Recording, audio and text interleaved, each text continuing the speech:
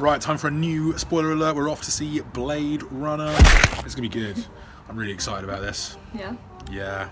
We caught up with the original a couple of days back. Can't wait to see if Denis Villeneuve has done the original proud. So let's see. I'm looking forward to this. I don't know, are you looking forward to this? I am, but not in the same way that you are, because I only saw the original like 2 days ago. This is true. So it's not like a big sort of like lifelong thing for me. But yeah, you know, it should be good. I like the other one, so why not? Fingers crossed. Definitely. See you in a bit.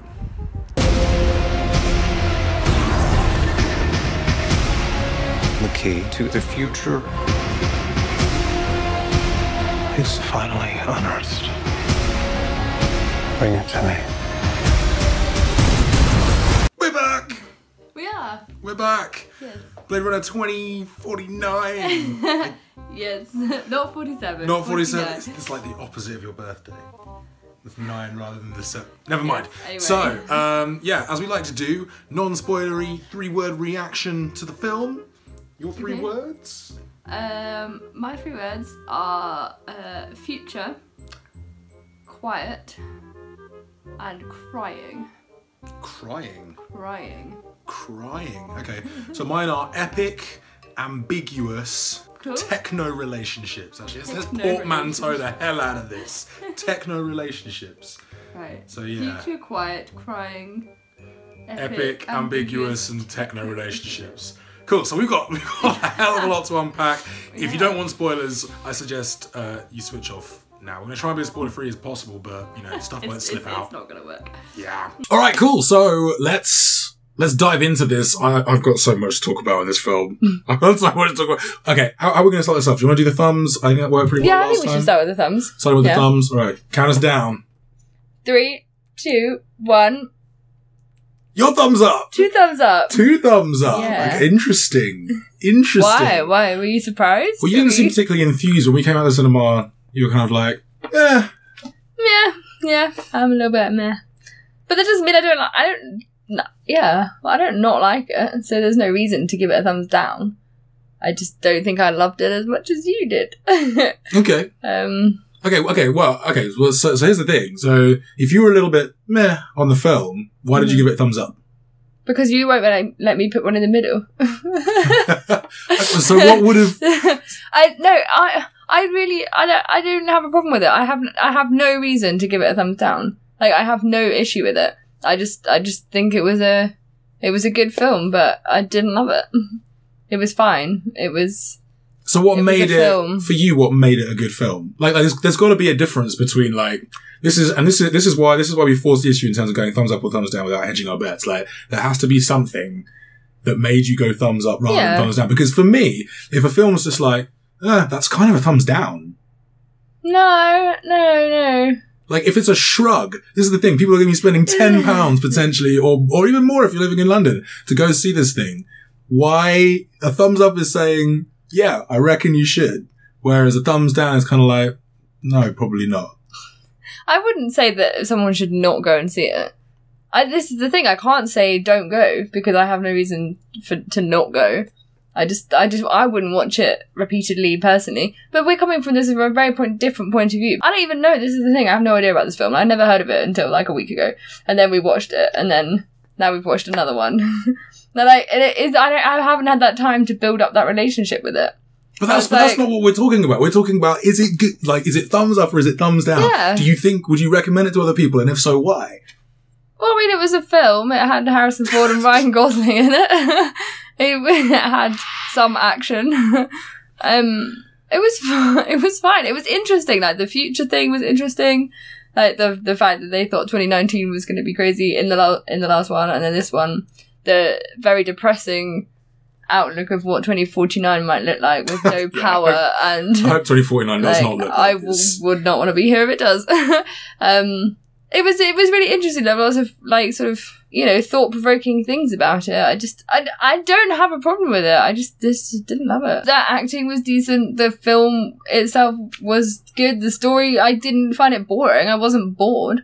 I wanted to watch it to the end. I just wouldn't go and see it again. Like, it was an engaging film. It was fine. But I didn't have half the erection that I had coming out of Kingsman or Mother. because it didn't make me sort of no like... babies got eaten. Well, no. Although there was a little side remark about eating a child in this. Oh God. We need to start seeing some less weird films. Yeah. But yeah, I don't know. I don't think you can have that strong reaction to every film, because otherwise that would just be unrealistic. But I honestly liked it. I enjoyed it. I just didn't get all like worked up about it like you did. Why don't you talk about you? Why don't you talk about why it made you come out so excited? So I think like Blade Runner itself, like the original, I think we remember it slightly differently. Those who've seen it, and like it's taken up a very interesting place in terms of sci-fi culture, because at the time when it originally released, people were like, what the hell is this? And we didn't review well. It was a flop. Like, it's amazing when you think about it. And we watched it the other day because Ali hadn't seen it and I hadn't seen it in years. It's such a slow burning film. It's really not made for popular mass appeal. It's not a blockbuster in any way apart from its budget. Like, it doesn't have loads of action. I think the trailer actually misrepresents it a little bit. It makes it seem a little bit more kind of fast paced and action and dramatic. Well, I definitely say that about the trailer for... Are you talking about the second one? Yeah. Yeah. Because I came out of the cinema the other day when we were there, having seen the trailer, being like, I desperately want to see that film. And it was absolutely not like that. There were so many periods that it was just, I was trying to eat my popcorn and I had to keep stopping eating my popcorn because it was so loud, because the film was so silent.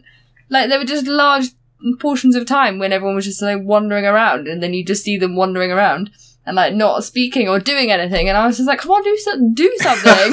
You see, like, have a conversation I love that, at least. because I think although the director's different, so it's Denis Villeneuve doing this, who did Arrival, which was awesome.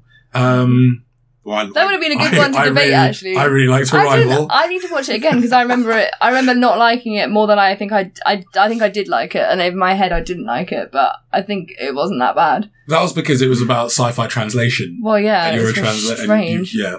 Anyway, so yeah, different director, but I thought this film matches up so brilliantly with the original. Like, it takes, like as you were talking about, it takes the future that was, that was considered in 1982. So it doesn't take our future from now. It paints 2049 as it would have appeared to people painting 2019 in 1982, if you will. So, like, there are no smartphones, like, the computers all still kind of look a little bit blocky and everything.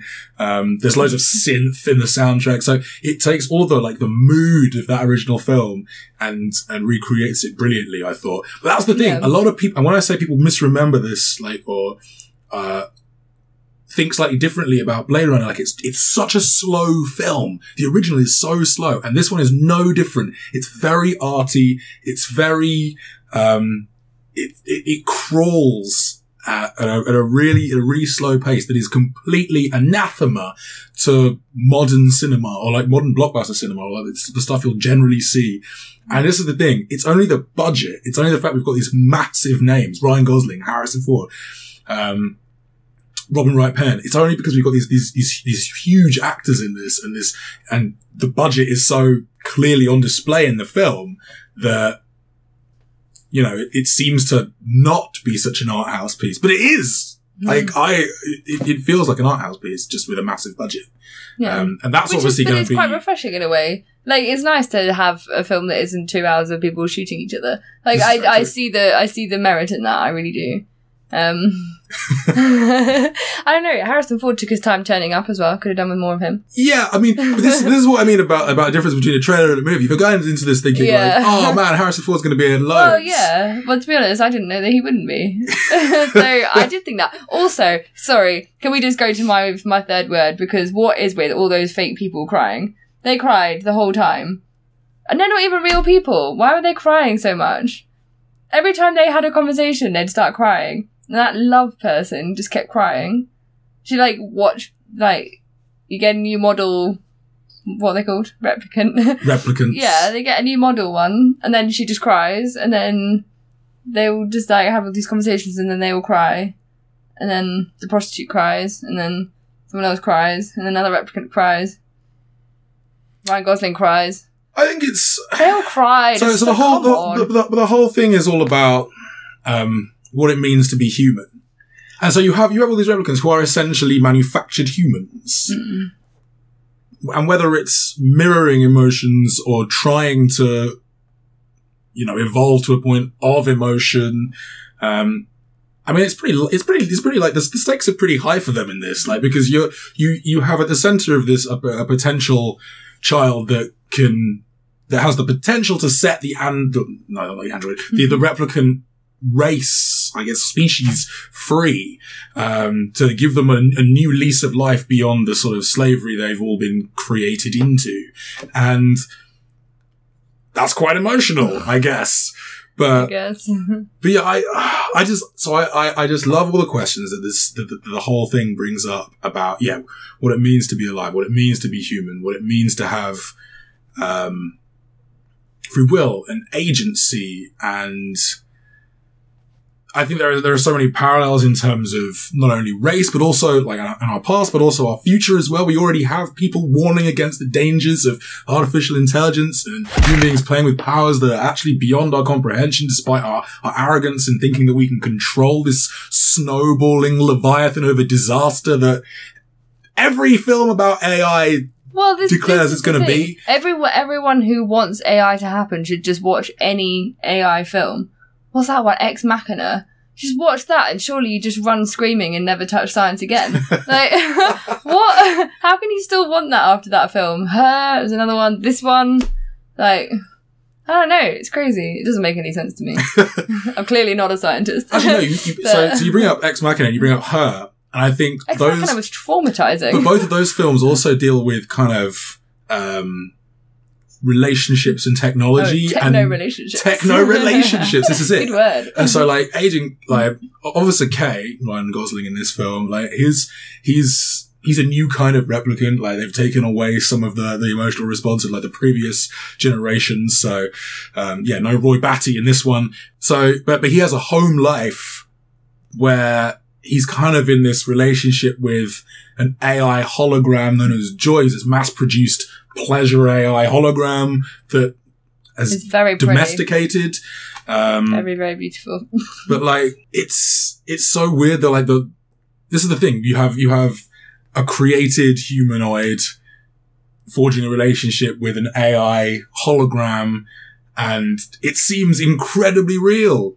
Yeah. And I love the way that the film kind of muses on our relationship with technology and our relationship with technology in regard to relationships, and with more and more people spending their lives in interacting and engaging and feeling more comfortable online, like it just throws up a whole bunch of questions about how we interact and in the nature of technology in our lives. And I find it like, it's also kind of worrying and disconcerting as well when you consider like, sex robots are a thing. Like there was a news piece recently about like an expo where a sex robot had been on display, and by the end of the day, it was just fucked. It was awful. And it's just like, humans are the worst. Like, we are awful. Oh, I don't know. It's just a mess. Complete mess. Technology is a mess. Yes, and this film it was really depressing, actually. Like, seeing Dark World in this permanent blackout, almost permanent, it's like, it was horrendous. I loved it.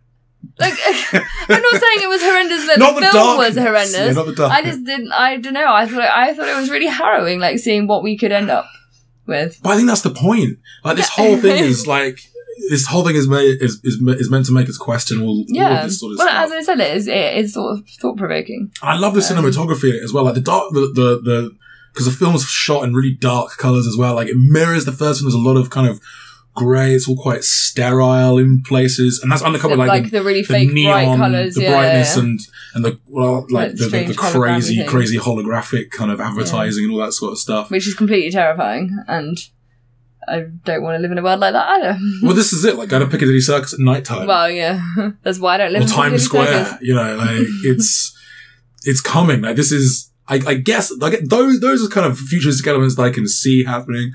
Whereas, like, I'm not sure the massive pyramids are going to come back. Anyway, the film was fine. The world is not. That's what we've learnt.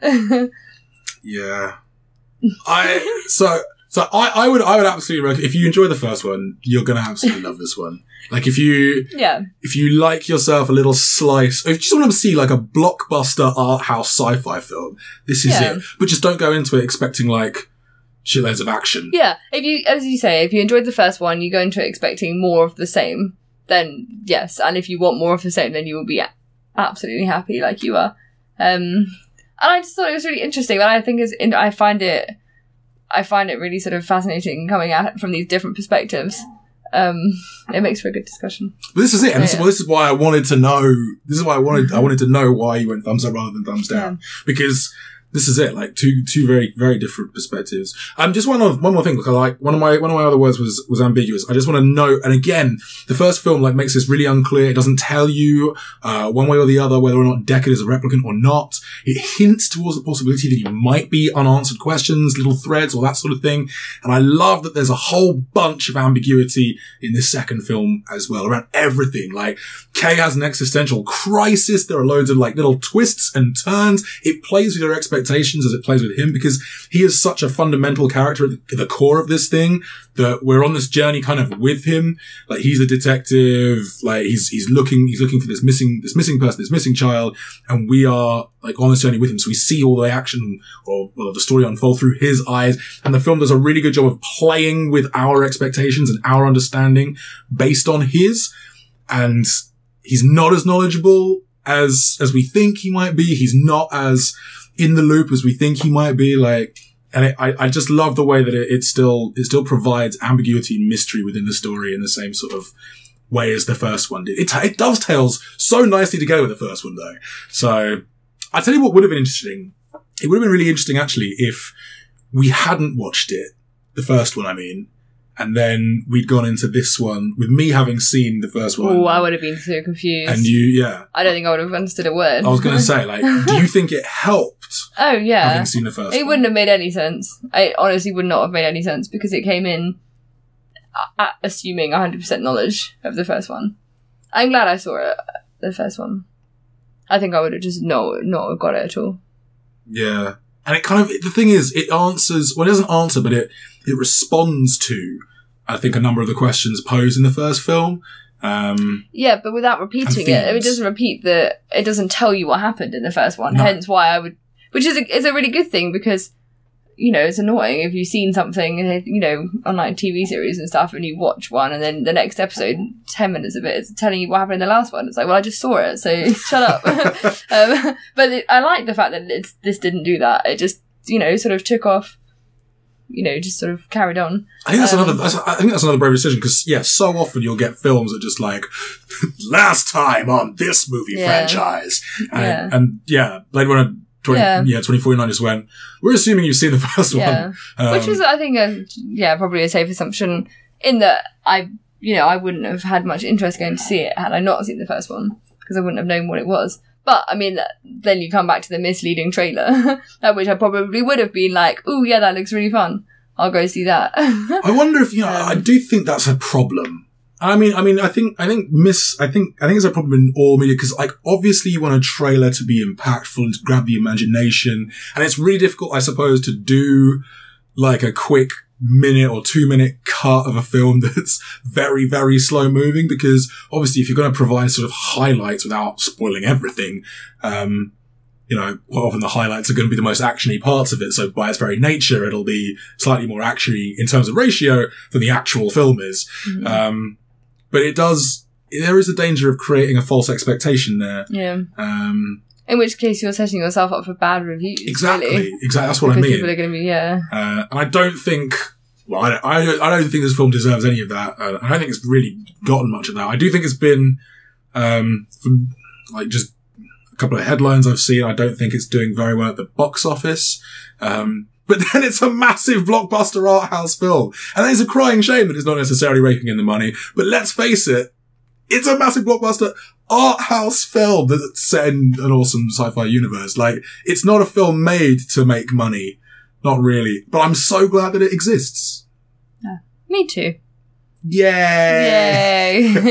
So yeah, that's our take. How about you folks? Hit us up in the comments. Let us know your thoughts. Did you love it? Did you hate it? Are you somewhere in the middle? Hope you guys are enjoying it. Let us know as well if there are any things you want to see more of in terms of the series. Yeah, do. And yeah, check out some of the other vids. Catch you soon. Bye.